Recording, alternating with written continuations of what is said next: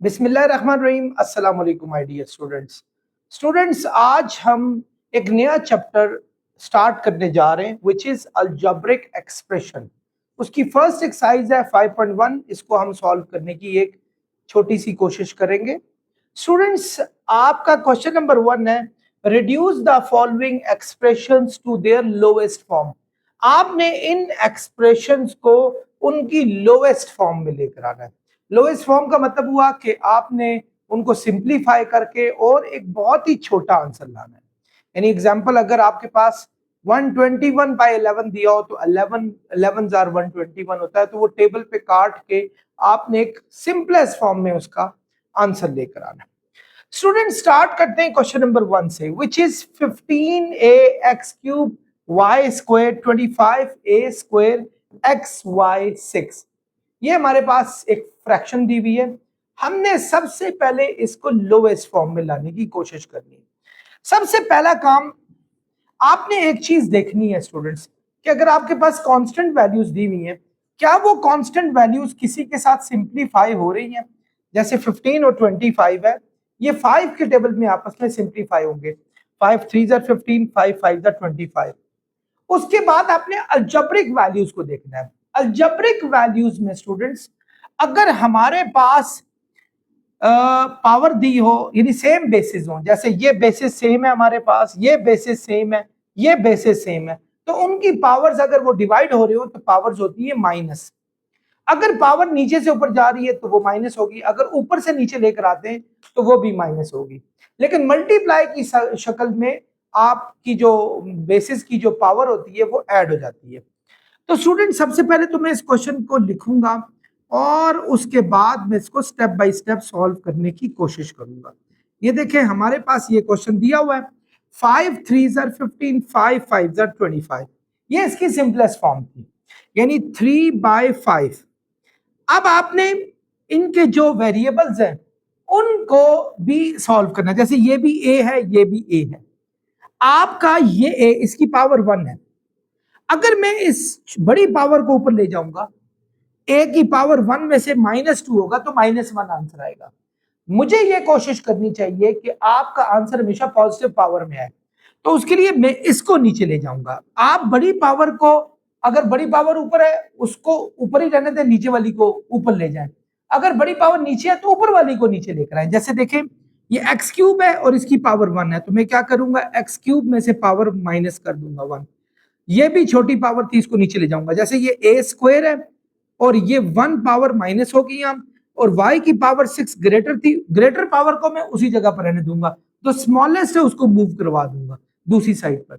अगर न्यूमिनेटर में है तो डिनोमिनेटर में, अगर डिनोमिनेटर में है तो उसको न्यूमिनेटर में लेकर आऊंगा। तो स्टूडेंट्स, ये आ जाएगा 3x² / 5ay4। तो ये हमारा सोल्यूशन स्टूडेंट्स इसका आ जाएगा। आई होप आप लोगों को समझ आ गई होगी।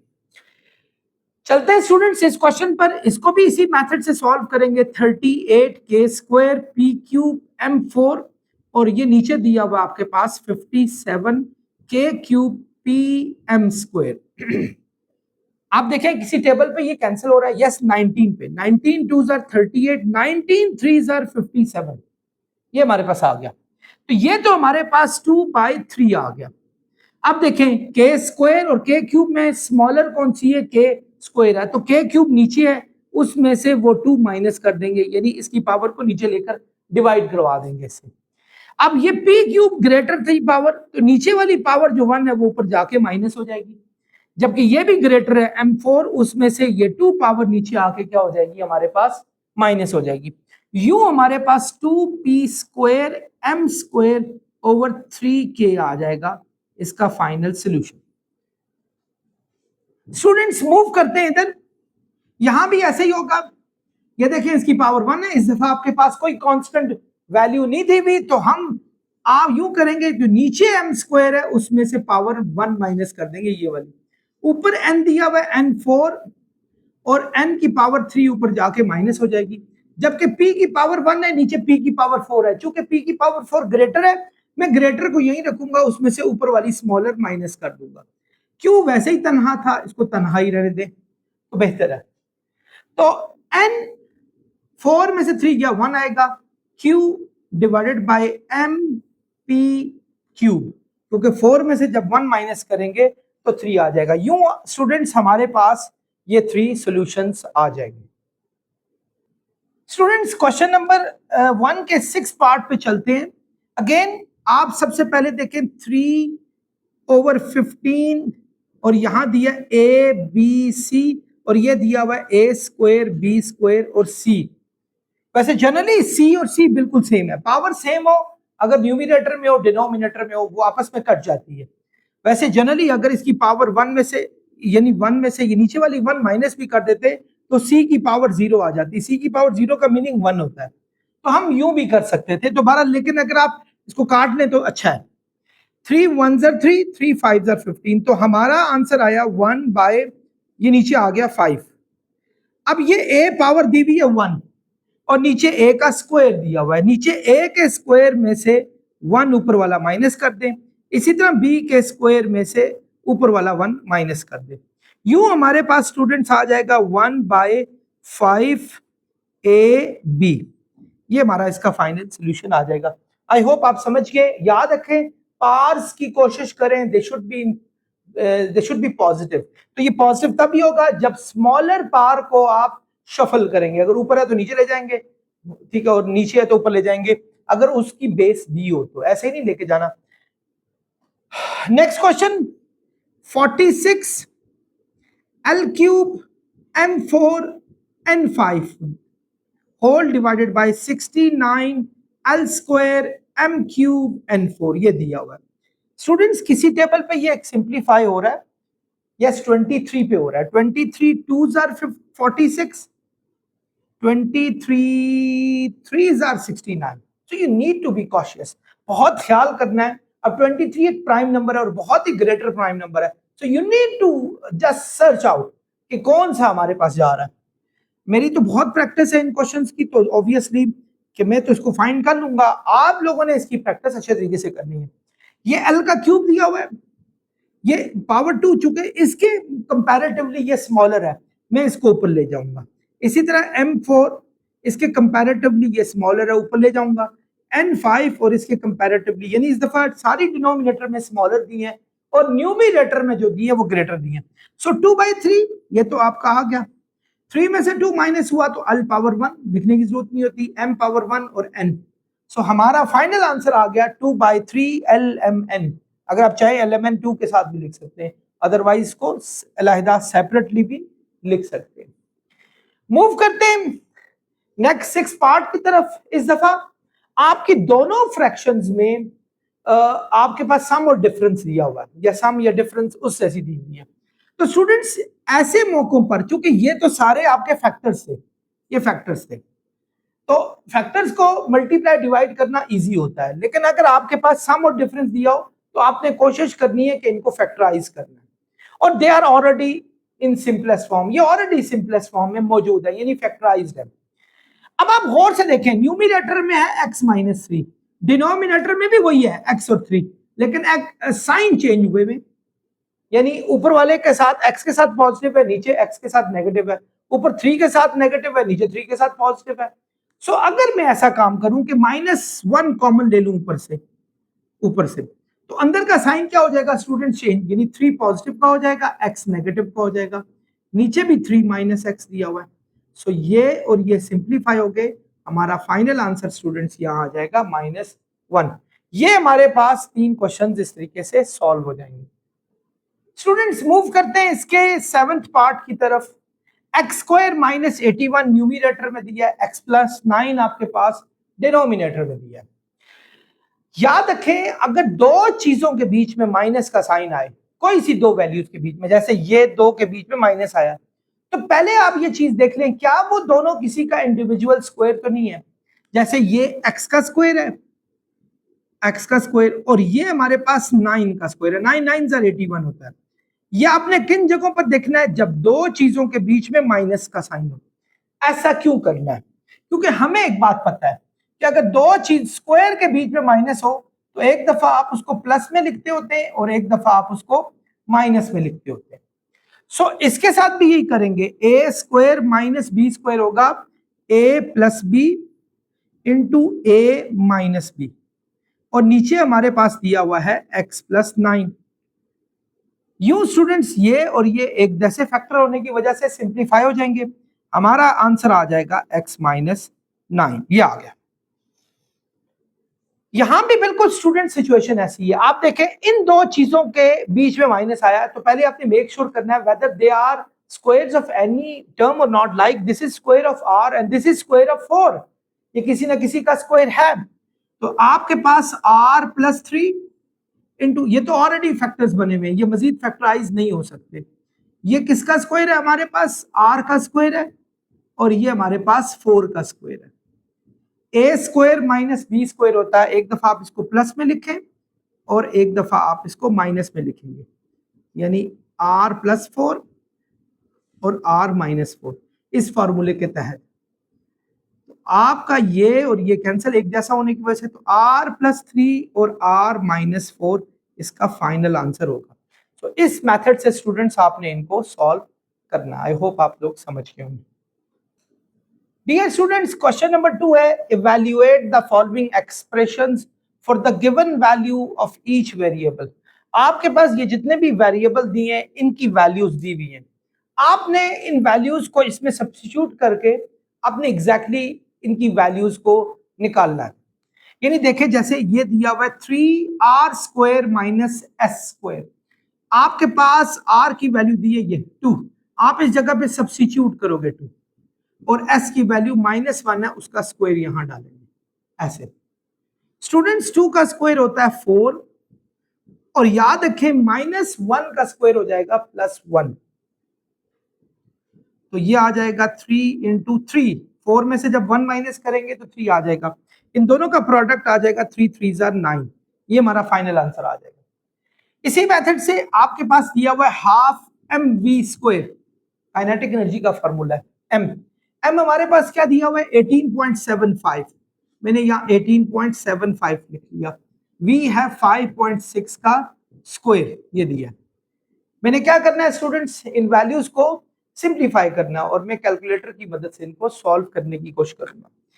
ये देखें 18.75 मल्टीप्लाई 5.6 का स्क्वायर और डिवाइड करूंगा 2 से, तो ये मेरे पास आ जाएगा 294, यस 294। कैलकुलेटर से स्टूडेंट्स आराम से ये सॉल्व हो जाएगा। तो ये एवेल्युएट करने का मेथड यही है, आपने इनकी वैल्यू को सब्स्टिट्यूट करना है और देन उसका फाइनल आंसर निकालना है। डियर स्टूडेंट, स्टार्ट करते हैं पार्ट 3 को।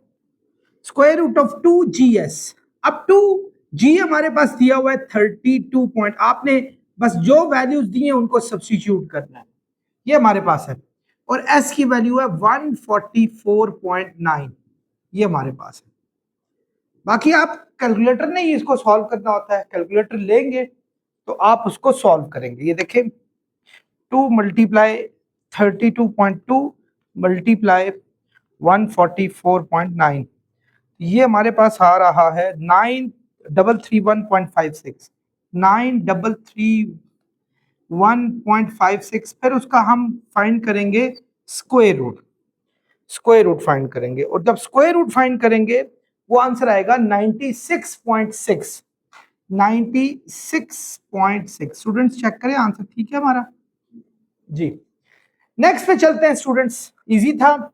हमारे पास दिया हुआ है 3x minus Y plus 1/z, ये दिया हुआ है, और हमारे पास ये वैल्यूज दी हैं, जैसे x की वैल्यू दी है -1/2, y की वैल्यू दी है 3, और z की वैल्यू दी है -1/3, ये दी हुई है हमारे पास।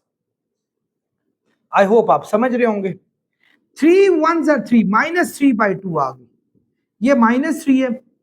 डियर स्टूडेंट्स, डिवाइड का डिवाइड ऊपर जाके मल्टीप्लाई हो जाता है, मतलब ये 3 को हम ऊपर ले जा सकते हैं और माइनस प्लस माइनस हो जाएंगे, ये 3 ऊपर चला गया हमारे पास। बाकी अगर आप चाहें तो इसका एलसीएम ले सकते हैं, 2 एलसीएम आएगा, जिसके नीचे कुछ तो उसके नीचे तो 1 होता है। 2 1s are 2, 1 3s are 3, 1 2s are 2, 2 3s are 6, 1 2s are 2, 2 3s are 6, तो -9 और -15/2 हमारा आंसर आ गया इसका। सो सिंपल, बहुत आसान है ये एक्सरसाइज, अगर आ जाए तो फ्री के मार्क्स है आपके पास, सिर्फ वैल्यू सब्स्टिट्यूशन है। लेकिन ख्याल करें बच्चे यहीं आसान मुश्किल कामों में ये गलती कर जाते हैं, आसान कामों में मुश्किल बना देते हैं उसको और गलती कर लेते हैं। यहां भी आए स्टूडेंट्स 0.1, डी की वैल्यू हमारे पास दी हुई है -0.2 का स्क्वायर। इसी तरह डी की वैल्यू यहां भी लगाएं -0.2 और ये +1 दिया हुआ है। स्टूडेंट्स जब 0.2 का स्क्वायर लेंगे, माइनस का स्क्वायर हमेशा प्लस होता है और ये आएगा 0.04, ठीक है। इसी तरह माइनस प्लस माइनस हो गया, 0.2 को जब इससे करेंगे तो 0.002 आ जाएगा और ये +1 हमारे पास है। हमने जब इसको इससे मल्टीप्लाई किया तो 0.004 माइनस 0.002 +1 आ गया, 0.006 और 1 उसमें ऐड करेंगे, सॉरी ये माइनस हो रहा है, तो ये आ जाएगा 1.002। This is our final answer. जब हम कैलकुलेटर से आप कर लें तो ज्यादा बेहतर रहेगा, इन दोनों को माइनस करें, उनमें से जो आंसर आएगा वो प्लस के साथ आप उसको ऐड करें। स्टूडेंट्स आंसर ठीक है ये। नेक्स्ट करते हैं। नेक्स्ट में हमारे पास ये देखें b की वैल्यू 1/2 दी हुई है।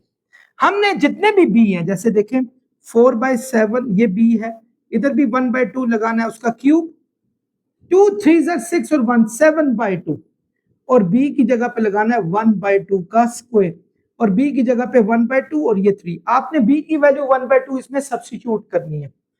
1/2 का क्यूब होता है स्टूडेंट्स 1/8, तो ये आ जाएगा 4/7 multiply 1/8 minus 7/2 multiply 1/4 plus 1/2 minus 3, ये हमारे पास आ गया। 4 2 8, ये 1/1 1 1 2 7 14, 1 7 7 4 2 8 प्लस 1/2 और माइनस 3 हमारे पास आ गया। स्टूडेंट्स यहां से आगे आप ले लें एलसीएम, ये एलसीएम आएगा 56, यस 14 4 56, 4 1 4, 8 7 56, 7 7 49, 2 28 56, 28 1 28, जिसके नीचे कुछ ना 1 होता है। 1 56 56, 56 को 3 से करेंगे 168 आएगा, यस 168। अब आपने क्या करना है, 4 माइनस 49 प्लस 28 माइनस 168 सॉल्व करना है, तो ये माइनस 185 ओवर 56 आएगा, तो ये आ गया माइनस 185 ओवर 56। अगर आप इसको होल में लेकर आए, यानी 185 को अंदर रख के 56 से डिवाइड करें, 56 3 सार होगा 168, तो ये आ जाएगा 17, यानी -317 ओवर 56 आया। मैंने इसको होल में क्यों लाया, क्योंकि इसका एक आंसर ये क्वेश्चन होल में था, तो मैं इसको होल में लेकर आया। वैसे ही इम्प्रॉपर फ्रैक्शन है, अगर न्यूमरेटर ग्रेटर हो डिनोमिनेटर से तो ये इम्प्रॉपर फ्रैक्शन होती है, तो ये इसका स्टूडेंट्स फाइनल सॉल्यूशन है। स्टूडेंट नजर आ रहा है ये सारा, आई होप आप समझ गए होंगे। Dear students, question number 3 है, if nth triangular number is represented by Tn, यानी nth triangular number है जो कि इक्वल है n into n plus 1 divided by 2, ये हमारे पास दिया है। कहता है अगर nth ट्राइंगुलर नंबर n की फॉर्म में हो तो 100th ट्राइंगुलर नंबर फाइंड करें, यानी n इज रिप्रेजेंटेड बाय 100, यानी आपका जहां जहां n आएगा 100 लगा देंगे, यानी यहां n आया 100, यहां n आया 100, यानी उसने nth को रिप्लेस करके, पहले nth ट्राइंगुलर था, अब 100 ट्राइंगुलर नंबर हमारे पास आ गया। तो स्टूडेंट्स सॉरी इधर 2 है हमारे पास, 100 इंटू 101 डिवाइडेड बाय 2, तो 2 50 are 100, 51 are 50, 51 are 50, तो हमारे पास 100 ट्रायंगुलर नंबर जो होगा वो 50 50 आ जाएगा। डियर स्टूडेंट्स मूव करते हैं क्वेश्चन नंबर 4 की तरफ। If P X is equal to X square plus 2x minus 15, dx is equal to x minus 3 and Q X is equal to x plus 5। तो कह रहा है कि शो दैट p ऑफ 2 यानी x की जगह पे 2 दिया है और q ऑफ 2 का जो रेशो है यानी x की जगह पे q में यहां 2 दिया हुआ है, उनका रेशो जो है वो d ऑफ 2 है। यानी एक्चुअली आपने सारे x में 2 लगाना है। पहले आप p ऑफ 2 फाइंड करें। p ऑफ 2, p ऑफ 2 इसका मतलब हुआ जितने x होंगे सब में 2 लगाएंगे। ये पहला x है, इसमें 2 लगाया। ये वाला x है, इसमें भी 2 लगाएंगे। तो 2 का स्क्वायर होगा 4 प्लस 4 माइनस 15। तो ये 4 और 4 8 और माइनस 7 आ जाएगा। ये p ऑफ 2 आ गया। इसको नंबर 1 का नाम देके होल्ड पे रखें इसको। आगे चलते हैं नेक्स्ट, d ऑफ 2, क्योंकि हमें सबका 2 फाइंड करना है। d ऑफ 2 यानी x is represented by 2, replaced by 2, sorry, ये x माइनस 3 है तो 2 माइनस 3 हो जाएगा। यानी d ऑफ 2 हो जाएगा हमारे पास माइनस 1 के। ये हमारे पास सेकंड इक्वेशन आ गई। इसी तरह थर्ड है q of x is equal to x plus 5। q of x की बजाय लिखेंगे 2 क्योंकि हमें q ऑफ 2 भी फाइंड करना है। x प्लस 5 है, x प्लस 5 का मतलब है 2 प्लस 5। तो 2 प्लस 5 क्या हो जाएगा स्टूडेंट्स? 7 हो जाएगा। ये थर्ड आ गई हमारे पास। अब मैंने ये प्रूव करना है कि q ऑफ p ऑफ 2 और q ऑफ 2 की जो रेशो है यानी p ऑफ 2 और q ऑफ 2 की जो रेशो है वो फाइंड करनी है। स्टूडेंट्स p ऑफ 2 क्या है? माइनस 7। q ऑफ 2 क्या है हमारे पास? 7। जब हम इनको डिवाइड करेंगे p ऑफ 2 और q ऑफ 2 को, जब इनको मतलब इनको डिवाइड करेंगे 7 7 से कट जाएगा, माइनस 1 आ जाएगा।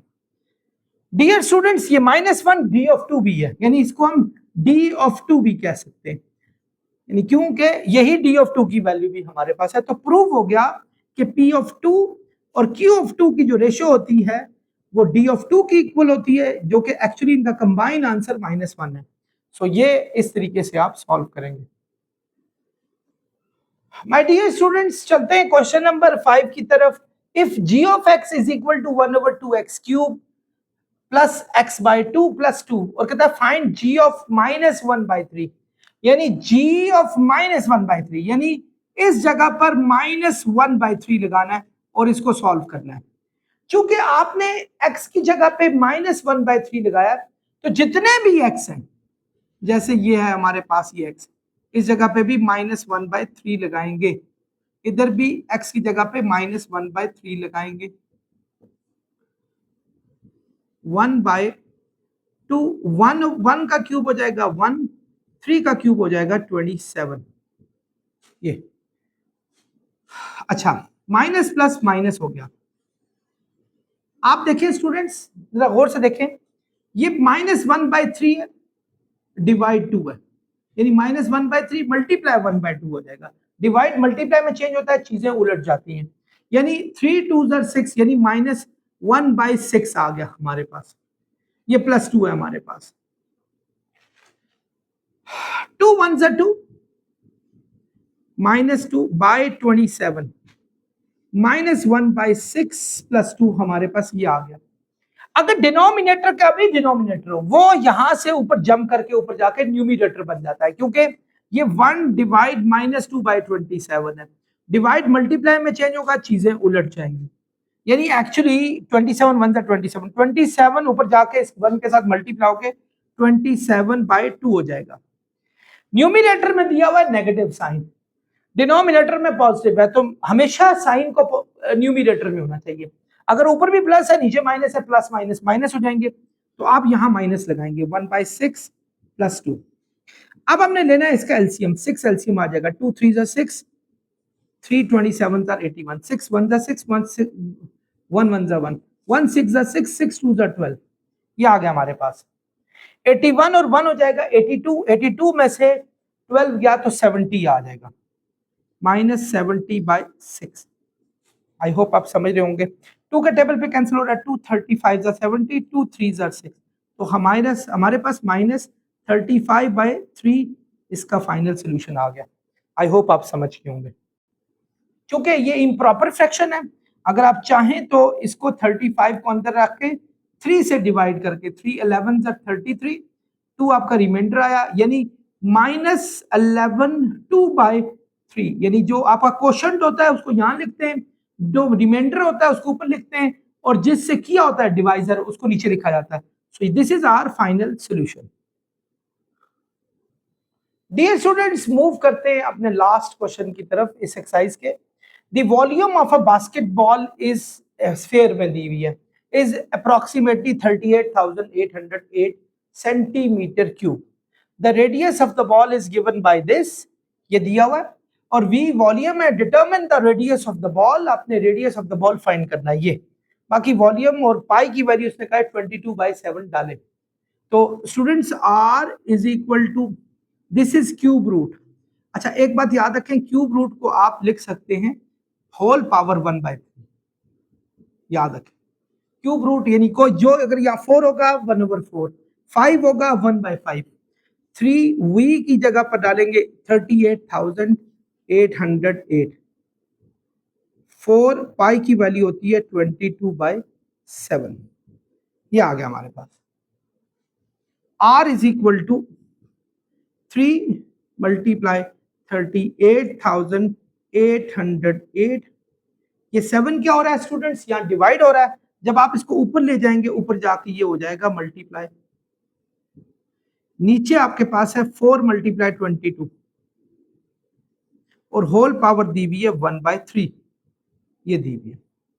आपने क्या करना है स्टूडेंट्स, इनको सॉल्व करना है। 3 मल्टीप्लाई 38,808 मल्टीप्लाई 7 डिवाइड करेंगे 22 4 जार 88, तो स्टूडेंट्स ये आ जाएगा R इज इक्वल टू 9261 और होल पावर दी हुई है 1/3। अब आपने क्या करना है, इसका क्यूब रूट निकालना है कैलकुलेटर से। क्यूब रूट यानी आपने क्यूब रूट निकालना है 9261 का, तो ये आंसर आ जाएगा आपके पास 21, ये आ जाएगा 21। और क्योंकि सेंटीमीटर क्यूब में वॉल्यूम दिया है तो रेडियस 1 डायमेंशनल होती है, आपको पता है, तो उसमें आप सेंटीमीटर ही लगाएंगे। ये हमारे पास स्टूडेंट्स इसका आंसर आ जाएगा। आई होप आप लोग समझ गए होंगे। वैसे एक बात याद रखें, स्फीयर की जो वॉल्यूम होती है उसका फार्मूला 4/3 पाई आर क्यूब होता है, ये वही फार्मूला है जो उस पे लगता होता है। इस दफा एक्चुअली रेडियस को उसमें से निकालने की कोशिश की गई है। डियर स्टूडेंट्स, आई होप आप लोगों ने इस एक्सरसाइज को अच्छे तरीके से समझा होगा। नेक्स्ट एक्सरसाइज तक आपसे इजाजत चाहूंगा। Keep subscribing and sharing to the students. इंशाल्लाह आपको सारे फिजिक्स और मैथ्स के लेक्चर 9th से ग्रेजुएशन तक, ओ लेवल्स ए लेवल्स तक जल्द ही इस चैनल पे मिल जाएंगे। आप लोगों का बहुत शुक्रिया, अपना ख्याल रखें। अस्सलाम वालेकुम।